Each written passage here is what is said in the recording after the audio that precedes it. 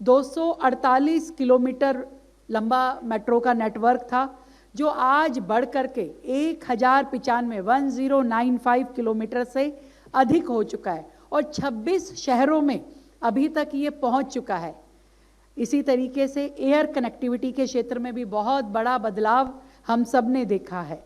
उड़ान योजना ने आम नागरिक को हवाई सफ़र करने के जो सपने थे वो साकार किए।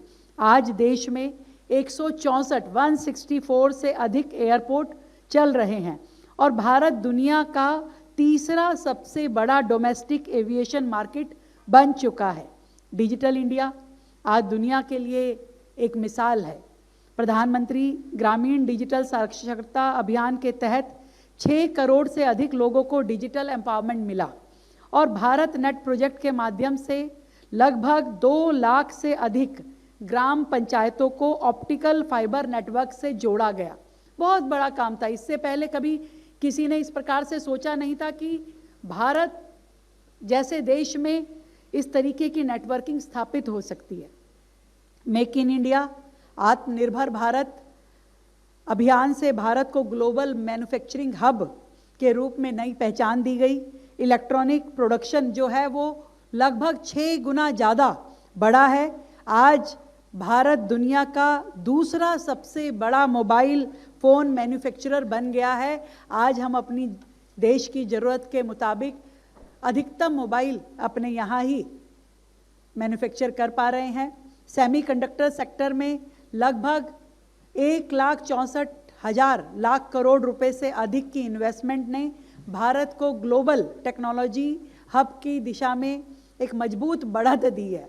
इसी तरीके से PLI scheme, production link incentive scheme के माध्यम से मैन्युफैक्चरिंग सेक्टर जो है उसको एक नई ताकत दी गई, जिसके तहत 20 लाख करोड़ से अधिक की सेल हुई है और 20 लाख से ज़्यादा एम्प्लॉयमेंट अपॉर्चुनिटीज़ भी बनी है। डिफेंस सेक्टर, हम सबको ध्यान है कि आत्मनिर्भर भारत की बड़ी उपलब्धियों में शामिल है। उत्तर प्रदेश में और तमिलनाडु में, दोनों राज्यों में डिफेंस कॉरिडोर्स बनाए गए। डिफेंस प्रोडक्शन रिकॉर्ड स्तर पे पहुंचा है और भारत का डिफेंस एक्सपोर्ट 100 से अधिक देशों में अब तक पहुंच चुका है। ये हम सब के लिए बहुत ही सम्मान की बात है। स्टार्टअप इंडिया ने युवाओं को नए अवसर दिए। आज भारत में 2 लाख से अधिक स्टार्टअप हैं, 120 से अधिक यूनिकॉर्न्स हैं और देश की इनोवेशन पावर का ये एक बड़ा प्रमाण है कि आज युवाओं को इस दिशा में बहुत प्रोत्साहन मिल रहा है। नॉर्थ ईस्ट जो कि कभी भी डेवलपमेंट की चर्चा से बहुत दूर रहता था, कभी उस तरफ सरकारें पहुंची नहीं थी, कोई काम होता नहीं था, परंतु मोदी जी की सरकार के समय में सभी नॉर्थ ईस्ट के राज्यों को मुख्य धारा से मजबूत रूप में जोड़ा गया। Road connectivity, railways, air services, tourism और इन्वेस्टमेंट, इस क्षेत्र में इन सभी नॉर्थ ईस्ट के राज्यों में अभूतपूर्व काम हुआ है। भारत की कल्चरल हेरिटेज को भी नई ऊर्जा मिली है। हम सब ने देखा कि अयोध्या में श्री राम का मंदिर हो, काशी विश्वनाथ धाम हो, महाकाल हो और बाबा केदारनाथ धाम हो, सभी का रीडेवलपमेंट भारत की आस्था और गौरव का प्रतीक बन चुका है। ये अलग अलग आयामों पे मोदी सरकार ने जिस तरीके से काम किया है, ये अपने आप में हर भारतीय को उत्साह देने वाला है। प्रधानमंत्री नरेंद्र मोदी जी के नेतृत्व में सबका साथ, सबका विकास, सबका प्रयास और सबका विश्वास, ये बहुत बड़ा आधार बना है। इसी सोच के साथ 25 करोड़ लोगों को गरीबी की रेखा से बाहर लाया गया है और हर समय 81 करोड़ लोगों को मुफ्त राशन मिल रहा है। 58 करोड़ से अधिक जन धन के खाते खोले गए और आज वो प्रचलन खत्म हो गया जब घर की महिला अपने पैसों को किसी चावल के डब्बे में, किसी आटे की उसमें छिपा के रखती थी। आज हर व्यक्ति का बैंक अकाउंट बन गया है और उसमें वो अपनी सेविंग रखता है, तो उसका पैसा जो है वो भारत की इकोनॉमी में जुड़ता जाता है। आयकर की सीमा, छूट सीमा को बढ़ाकर 12 लाख किया गया। इसका लाभ देश का बहुत बड़ा वर्ग ले रहा है। 1 करोड़ रूफटॉप सोलर सिस्टम लगाए गए हैं। सोलर में इससे बड़ा काम कभी भी नहीं हुआ था। तो ये भी अपनी मोदी सरकार की बहुत बड़ी उपलब्धि है। किसान सम्मान निधि के तहत 11 करोड़ से अधिक किसानों को 4 लाख करोड़ से अधिक की सहायता राशि दी गई है देश भर में। आयुष्मान भारत योजना से 60 करोड़ लोगों को स्वास्थ्य सुरक्षा मिली है। मैं बहुत छोटी छोटी हेडलाइन के रूप में बता रही हूँ, नहीं तो एक एक विषय इतना विस्तृत चर्चा करने वाला है जिसका लाभ लोगों को मिला है। आज भारत में व्यक्ति के लिए उसका इलाज वो प्रॉब्लम नहीं है, वो चिंता का विषय नहीं है। आज उसे पता है कि सरकार उसके साथ खड़ी है, उसको इलाज मिलेगा और उसको मिलता है इलाज, तो इसके लिए उसका जीवन कितना सुरक्षित महसूस करता है वो, और कितना खुश महसूस करता है अपने आप को। इसके लिए हम सभी बधाई देना चाहते हैं मोदी जी को। और प्रधानमंत्री सुरक्षा बीमा योजना का लाभ 58 करोड़ से अधिक लोगों तक पहुंचा है। 4 करोड़ से अधिक परिवारों को पक्के घर दिए गए हैं। और पीएम स्वनिधि योजना के तहत 74 लाख से अधिक रेडी पटरी वालों को ऋण दिया गया है। स्टैंड अप इंडिया के माध्यम से SC/ST उद्यमियों को 15,000 करोड़ रुपए से अधिक का ऋण दिया गया है। उज्ज्वला योजना के तहत लगभग 11 करोड़ महिलाओं को गैस कनेक्शन दिए गए हैं। लखपति दीदी योजना से 3 करोड़ से अधिक महिलाओं को लाभ मिला है। और इसी तरीके से 4.5 करोड़ से अधिक बेटियों को सुकन्या समृद्धि के खाते खोले गए हैं। कल प्रधानमंत्री जी के साथ में जो नीति आयोग की मीटिंग थी, मुझे ध्यान है कि प्रधानमंत्री जी ने कहा कि लखपति दीदी योजना भाई 3 करोड़ हो गई है, पर 6 करोड़ का लक्ष्य है, तो सभी राज्य इस पे काम करें। तो ये कितनी अच्छी बात है कि एक लेवल को हम कंप्लीट करते हैं तो अगले लेवल की तैयारी साथ साथ में शुरू करते हैं। इसी तरीके से स्वास्थ्य और शिक्षा के क्षेत्र में भी बड़े कदम उठाए गए हैं। देश भर में 23 नए एम्स, आप सबको ध्यान होगा कि जब दिल्ली में अकेला एम्स होता था तो किस तरीके से देश भर के लोग दिल्ली आने के लिए मजबूर होते थे। आज 23 नए एम्स बन चुके हैं। अनेकों मेडिकल कॉलेजेस को मंजूरी मिल चुकी है। इसी तरीके से इंद्रधनुष मिशन, इंद्रधनुष के तहत लगभग 5.5 करोड़ से अधिक बच्चों का टीकाकरण हुआ है। तो आज मोदी जी के सरकार के समय में महिलाओं का स्वास्थ्य, बच्चों का स्वास्थ्य, पोषण, ये सभी सरकार इसकी स्वयं चिंता कर रही है और हर जरूरत के हिसाब से प्लान बना करके उस पर काम हो रहा है। स्वच्छ भारत मिशन के तहत 1200 से 12 करोड़ से अधिक शौचालय बनाए गए, जो एक बेटी के लिए, एक महिला के लिए सम्मान का सूचक बन के आए हैं। जल जीवन मिशन के तहत 16 करोड़ घरों तक स्वच्छ पेयजल नलों के माध्यम से पहुंचाया गया। प्रधानमंत्री विश्वकर्मा योजना के तहत 30 लाख पारंपरिक कारीगरों को सहायता और कौशल विकास का लाभ दिया गया है।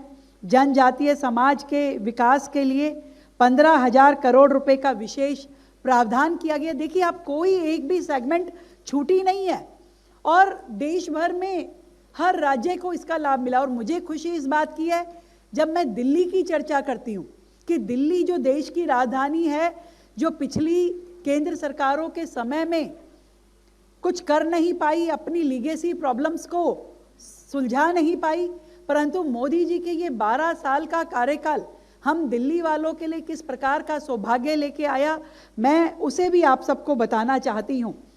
मोदी सरकार द्वारा पिछले 12 वर्षों में दिल्ली के लिए किए गए कार्यों की मैं चर्चा कर रही हूँ। अमृत 2 योजना के तहत दिल्ली के लिए अनधिकृत कॉलोनियों में सीवेज नेटवर्क का विस्तार करने, झुग्गी बस्तियों में कनेक्शन देने और यमुना नदी बिना ट्रीट किए गंदे पानी के बहाव को रोकने के लिए केंद्र सरकार ने लगभग 3,000 करोड़ रुपए आवंटित किए थे। और ये बात मैं आज की नहीं कर रही, ये हमारी सरकार से आने से पहले से ही केंद्र सरकार ने ये बजट पिछली दिल्ली सरकारों को दिया था, पर अफसोस कि वो इसमें कुछ काम नहीं कर पाई थी। स्वच्छ भारत मिशन के तहत दिल्ली में कूड़े के पहाड़ हटाने के लिए और सफाई व्यवस्था के लिए केंद्र सरकार ने लगभग 1550 करोड़ की मदद दी। और इस मदद से आपने देखा कि किस तरीके से कूड़े के पहाड़ लगातार कम हो रहे हैं। आज भी केंद्र इसमें हमें पूरा सहयोग दे रहा है। केंद्र ने विभिन्न परियोजनाओं में तेजी लाने के लिए पूंजीगत निवेश हेतु विशेष सहायता शासकीय योजना के तहत दिल्ली को पिछले वर्ष 25-26 वर्ष के समय हमें लगभग 821 करोड़ रुपए दिए, और इस साल भी एक बड़ा अमाउंट हम एक्सपेक्ट कर रहे हैं कि दिल्ली को शासकीय के तहत हमें मिलेगा, जो कि पूरी तरीके से कैपिटल एक्सपेंडिचर जो शहर में होते हैं उनको किए जाने के लिए केंद्र सरकार देती है। केंद्र सरकार की मदद से दिल्ली एनसीआर में मेट्रो लाइन का एक्सपेंशन लगभग 400 किलोमीटर तक किया जा चुका है, और पहली रिंग मेट्रो की सेवा भी शुरू की जा चुकी है, जिसका उद्घाटन माननीय प्रधानमंत्री जी ने पीछे किया था। इसके अतिरिक्त 180 किलोमीटर अतिरिक्त मेट्रो लाइन बिछाने का काम अभी प्रोग्रेस में है। आज मुझे ये कहते हुए खुशी का अनुभव है कि दिल्ली में पूरे देश के किसी भी राज्य से ज़्यादा दिल्ली एनसीआर की मेट्रो नेटवर्किंग है। हम लगभग 500 किलोमीटर की मेट्रो नेटवर्किंग को छूने वाले हैं, और ये दिल्ली का सौभाग्य है कि केंद्र और राज्य दोनों मिलकर के इस टारगेट को अचीव कर पा रहे हैं।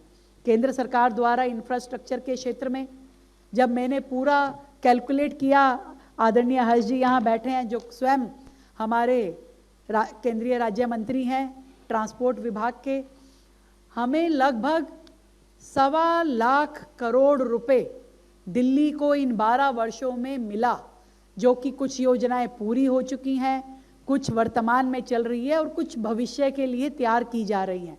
और उनमें से महत्वपूर्ण की चर्चा मैं जरूर करना चाहूँगी जो दिल्ली के लिए लाइफलाइन जैसे है, जैसे UER-2 जो कि 7700 करोड़ की लागत से बना है, द्वारका एक्सप्रेसवे जो 7500 करोड़ की लागत से बना, और इसी तरीके से eastern and western peripheral ways जो 11,000 करोड़ की लागत से दिल्ली को के लिए दिए गए, और दिल्ली मेरठ एक्सप्रेसवे जो 8300 करोड़ की लागत से बना, दिल्ली देहरादून एक्सप्रेसवे जो कि 12,000 करोड़ की लागत से बना, और नमो भारत RRTS कॉरिडोर जो कि लगभग 30,000 करोड़ द्वारा एक कनेक्टिविटी बूस्ट दिल्ली को बाकी राज्यों के साथ जोड़ने के लिए कर रहा है, जो कि दिल्ली को डीकंजस्ट करने में भी ज़बरदस्त मदद कर रहे हैं।